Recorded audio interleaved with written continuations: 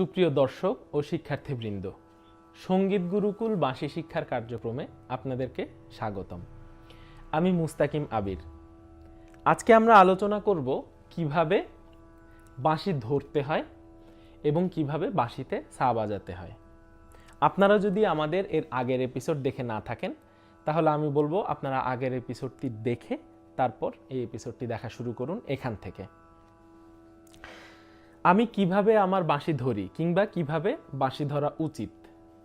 সত্যি কথা বলতে কি, বাঁশি ধরার কোনো সঠিক পদ্ধতি নেই।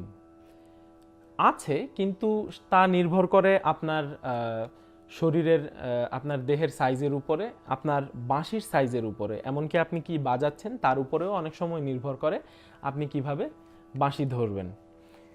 আমি একজনকে চিনি যার আঙুলগুলো খুবই ছোট এবং তিনি এখানে এই তৃতীয় ছিদ্র এবং ষষ্ঠ ছিদ্রটি তার অনামিকা আঙুল দিয়ে নিয়ম মতো ধরতে পারতেন না এইভাবে। তো তিনি যেটা করতেন সেটা হচ্ছে তিনি তার কনিষ্ঠ আঙুল দিয়ে এই দুটি ছিদ্র ধরতেন, অথচ তিনি একটুও খারাপ বাজাতেন না। তো বাঁশি ধরার মূলত তিনটি উপায় বা পদ্ধতি রয়েছে, আরও বেশি রয়েছে, কিন্তু প্রধানত এই তিনটি আমরা আলোচনা করব, যেহেতু তিনজন বড় বড় পণ্ডিত এই তিনটি পদ্ধতি আমাদের দেখিয়ে গেছেন। প্রথম, পণ্ডিত পান্নালাল ঘোষের পদ্ধতি।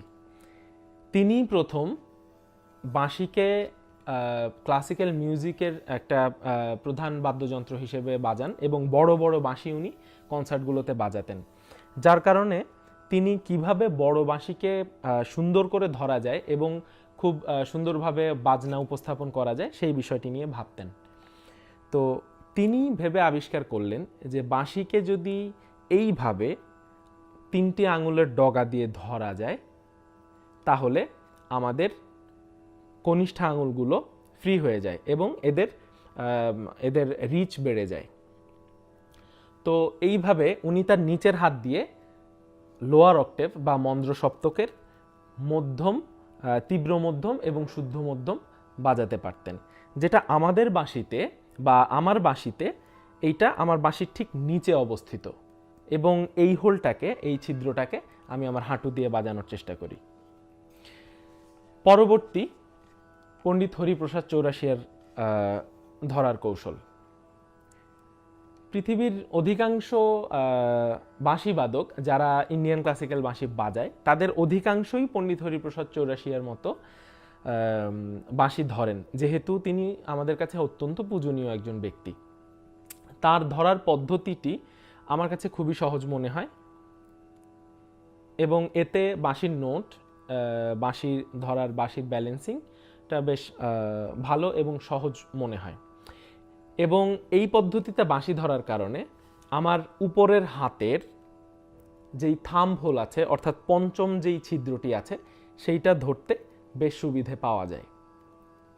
এর পরবর্তী পদ্ধতিটি হচ্ছে পণ্ডিত রাজেন্দ্র প্রসন্নের দেখানো স্টাইল। এইটা অনেকটা ইউরোপিয়ান ক্ল্যারিনেট ধরার মতন। এতেও আঙুলের ডগা দিয়েই ধরে এবং বৃদ্ধাঙ্গুল এবং মধ্যমা আঙুলটি প্রায় একই জায়গাতে থাকে। আইরিশ উডেন ফ্লুট এবং ক্ল্যারিনেট এইভাবে ধরে বাজানো হয় এবং কর্ণাটকী যে বাঁশি আছে বেনু, সেই বাঁশিও একই পদ্ধতিতেই বাজানো হয়। তো আমাকে আপনারা ব্যাখ্যা করতে দিন যে কিভাবে পণ্ডিত হরিপ্রসাদ চৌরাশিয়া বাঁশি ধরেন এবং কিভাবে সেই পদ্ধতিটি আমি অনুসরণ করি। প্রথমেই যেটা করতে হবে সেটা হচ্ছে বাঁশির যেই তিনটি ছিদ্র আছে, তিনটি ছিদ্র আমাদের তিনটি আঙুল দিয়ে বন্ধ করতে হবে। তা আমরা আমাদের তর্জনী এবং মধ্যমাকে যখন ব্যবহার করব তখন দুই আঙুলের মাঝখান ব্যবহার করব, আর যখন আমরা আমাদের অনামিকাটি ব্যবহার করব তখন আঙুলের ডগা ব্যবহার করব। এইভাবে আমরা উপরের হাত এবং নিচের হাত উভয়টি ব্যবহার করব। আবার নিচে দেখাই। প্রথমে তর্জনী এবং মধ্যমা দিয়ে আঙুলের মধ্যখান দিয়ে ছিদ্র দুটি বন্ধ করব এবং অনামিকা দিয়ে, অনামিকার ডগা দিয়ে আমরা শেষের ছিদ্রটি বন্ধ করব।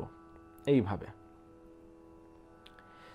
বলে রাখা ভালো যে আমি বাঁহাতি বাঁশিবাদক। আমার বাঁশি আমার শরীরের বাম পাশে থাকে, তাই আমার নিচের যেই হাতটি আছে, নিচের হাতটি, এটি বাম হাত।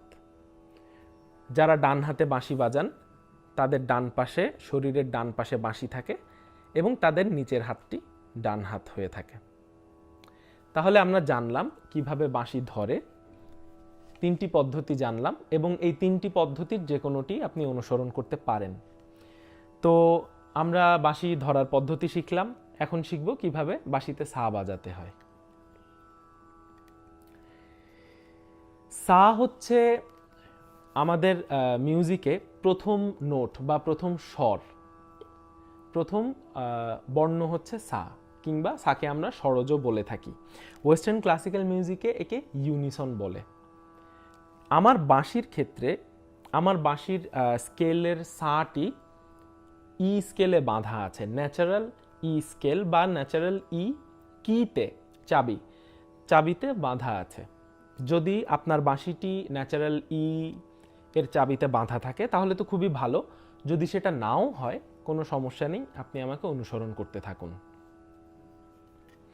প্রথমে আমরা যেই স্টাইলগুলো, ধরার স্টাইলগুলো আপনারা শিখে এসছেন, সেটার যে কোনো একটা পদ্ধতিতে আমরা আমাদের উপরের হাত দিয়ে আমাদের বাঁশির উপরের যেই 3টি ছিদ্র আছে এদেরকে বন্ধ করব।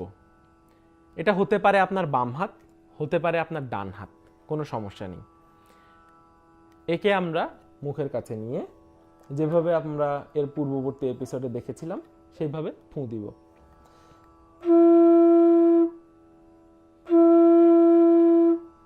ফুঁ দেওয়ার সময় আমরা খেয়াল রাখবো যেন আমাদের আঙুলের ফাঁক দিয়ে কোনো বাতাস বেরিয়ে না যায়। আমরা ভালো করে ছিদ্রগুলো বন্ধ করব।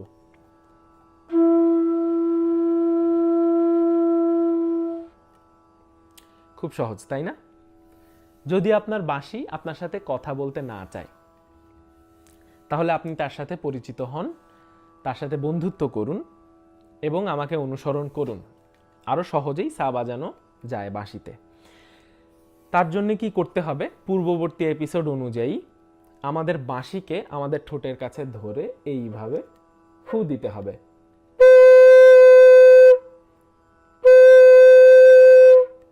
এবার আমাদের উপরের হাতটি দিয়ে বাঁশির প্রথম যেই ছিদ্র আছে সেই ছিদ্রকে বন্ধ করতে হবে আমাদের তর্জনী আঙুল দিয়ে। আমরা এইভাবে ছিদ্রটিকে খুঁজে পেতে পারি। তারপরে ফুঁ দিব।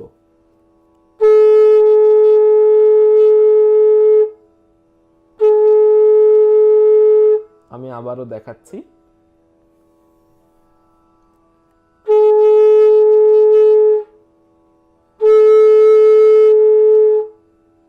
এরপর আমাদের প্রথম ছিদ্রটি বন্ধ থাকা অবস্থাতেই আমরা আমাদের দ্বিতীয় ছিদ্রটি মধ্যমা আঙুল দিয়ে বন্ধ করে দিব এইভাবে।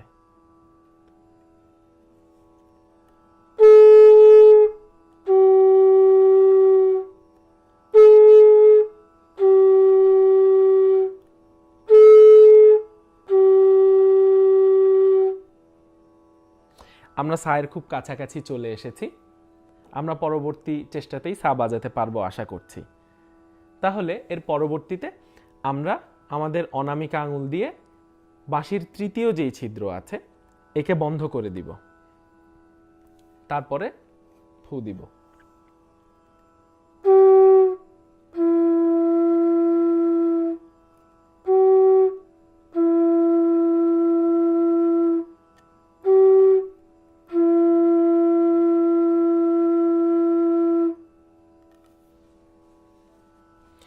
অভিনন্দন, আপনি বাঁশিতে আপনার প্রথম শটটি বাজাতে পেরেছেন। আপনার বাঁশিকে ভালোবাসুন, আপনার বাঁশির সাথে কাঁদুন, বাঁশির সাথেই হাসুন এবং প্রচুর অনুশীলন করুন। হ্যাপি রিয়াজ।